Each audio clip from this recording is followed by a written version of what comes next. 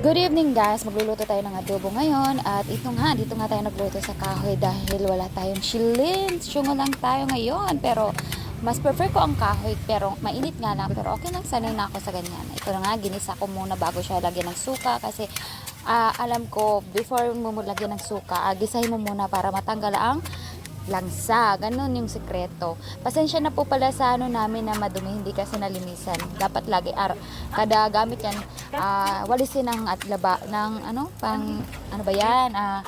Kanang lababo kumbaga sa amin. Ay, lababo, sorry, hindi. Parang pinaka siya, lutuan. Yan. Nilagyan ko na nga ng tuyo, nilagyan ko na paminta, avocado. Yan, para masarap. At saka nilagyan ko ng siling pare para medyo maanghang siya, para may twist, ganun yon.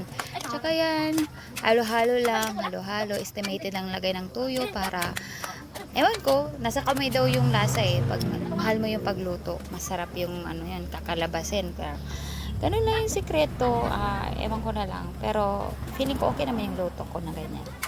Yan, nilagyan ko na maanghang para medyo may twist. Yan, medyo maluluto na siya.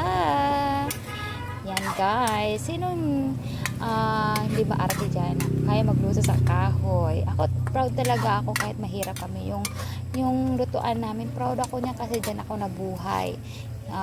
Pagmamalaki ko yung ganyan, hindi ko ikakahiya. Yan na guys, malapit na siya maluto. Ayan, binalikan ko siya after 5 minutes. Yan, parang nagmamantika. Malapit na yan maluto. At saka hinain ko na yan. Guys, thank you for watching. I hope you like it. Thank you. Bye.